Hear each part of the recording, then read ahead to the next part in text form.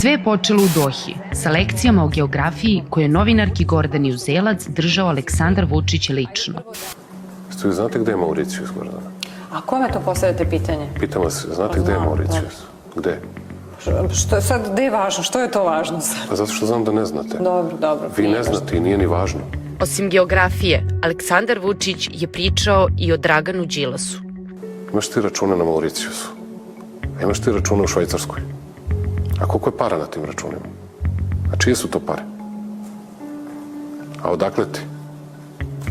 Samo čekam, pitam, imaju li ili ne. Pa čekam da kažu da nemaju. Da, možda odgovor nećete ni... Pa ćemo se vratiti u Beograd u ponedeljak, da vidimo imaju li ili nemaju. Dobro, možda već oni, evo, verovatno gledaju ovaj intervju i možda će već da odgovore sutra. Neće, Gordana. Neće, odgovorit će novim lažima, zato što vi znate da ja ne bih izašao u javnost, da ne raspolažem činjenicama. Novinari međunarodne istraživačke mreže OCCRP i KRIK-a nakon višemesečnog istraživanja utvrdili su da su informacije o tome da Dragan Đilas ima račune na Mauricijusu zapravo laž. Ovu vest objavili su Deutsche Welle, Bečki Standard i Nemački Zeit.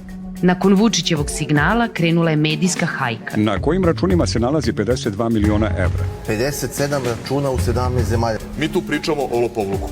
Pink je bio spreman, večernje novosti su vodile priču koju su horski ponavljali svi provladini mediji.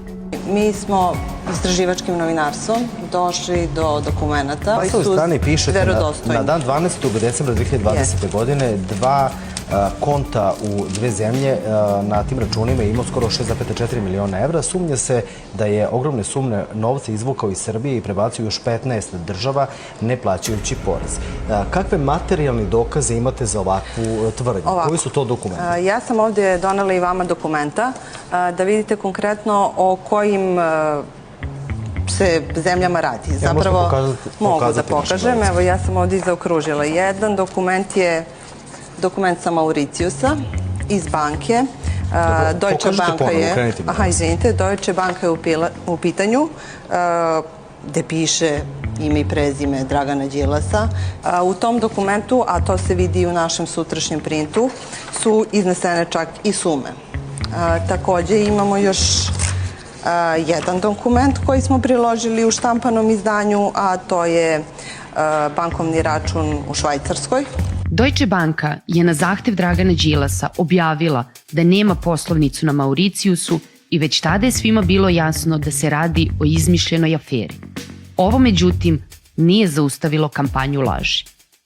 Ista ova novinarka, Andrijana Nešić, koja se predstavljala kao deo istraživačkog tima Večernjih novosti, kasnije je tvrdila da joj neko, verovatno znajući da je novinarka, dokument dostavio u anonimnoj pošiljci. Ovu izjavu dala je i zvanično. Ko je novinarki Nešić dostavio papire, se ne zna, ali su novinari međunarodne istraživačke mreže OCCRP i KRIK-a pribavili dokaze da je izveštaj o lažnim računima Dragana Đilasa sačinio Tal Hanan, Izraelac koji se iz senke bavi namještanjem izbora širom sveta, tako što za svoje klijente proizvodi lažne vesti i diskredituje njihove protivnike. Protiv Hanana se već vodio postupak u vezi sa prodajom falsifikovanih dokumenata o bankovnim računima.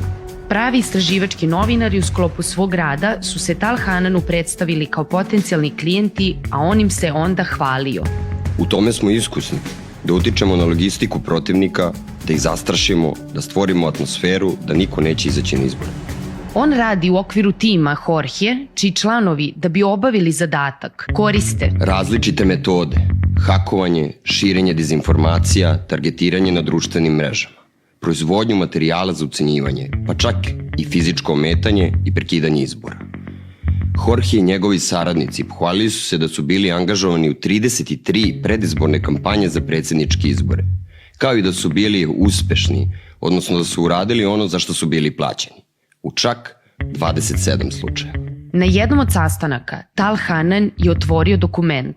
Bankovni izvodi iz celog sveta, poverljivi izveštaj, i pokazao listu računa iz 2016. godine, koji navodno pripadaju njihovoj prethodnoj meti, biznismenu iz Mongolije. Izveštaj koji je Hanan pokazao mongolskom biznismenu izgleda gotovo identično kao dokument o Đilasu do koga su došli novinari. Hanan je izveštaj napravljen za prilike u Mongoliji nazvao bankovni izvod iz celog sveta, a isti opis nosi izveštaj o Đilasu. Ni na jednom od dokumenta nema memoranduma, logoa ili neke druge oznake firme koja ga je sastavila. Dve osobe koje su upoznate sa Hananovim poslovima ispričale su novinarima da on stoji iza izveštaja o navodnim Đilasovim računima. Novinari su saznali da je izraelski politički konsultant Aron Šaviv, kojeg su vlasti Srbije 2017. angažovale za kampanju, učestvovao u povezivanju predstavnika srpskih vlasti sa Hananom. Šaviv je novinarima potvrdio da je radio na kampanji za predsjedničke izbore u Srbiji. Nekih sat i po vremena imao priliku da se upoznam sa ovim informacijama. Koliko sam stigao sve da pročitam, ja sam, da budem iskren, apsolutno šokiran.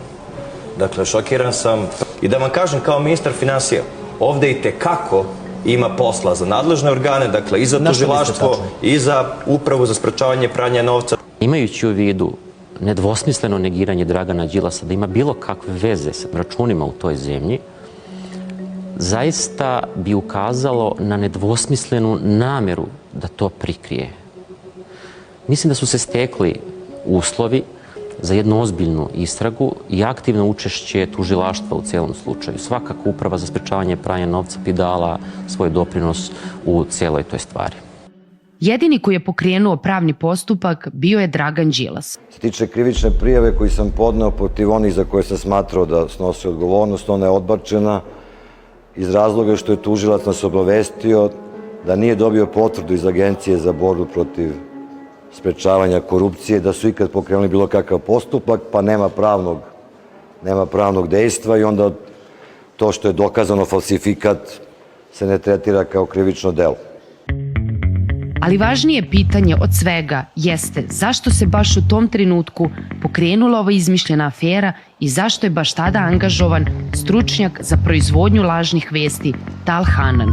Novinari Međunarodne istraživačke mreže OCCRP i KRIK-a ukazuju na to da je afera plasirana nedugo nakon hapšenja kriminalne grupe Veljka Belivuka. Ta grupa je optužena za više ubistava i šverca narkotika, a postojale su brojne indicije o vezama ovih svirepih kriminalaca sa predstavnicima vlasti. Nikada do kraja nije razjašnjeno ko je sve i kako komunicirao, a ko sarađivao sa Belivukovim klanom. Ideja nalogodavaca i izvršilaca afere Mauricijus, dakle, nije bila samo obračun sa političkim protivnicima, već i skrivanje istine koje će jednom, kada budu nezavisne institucije, sasvim sigurno utvrditi.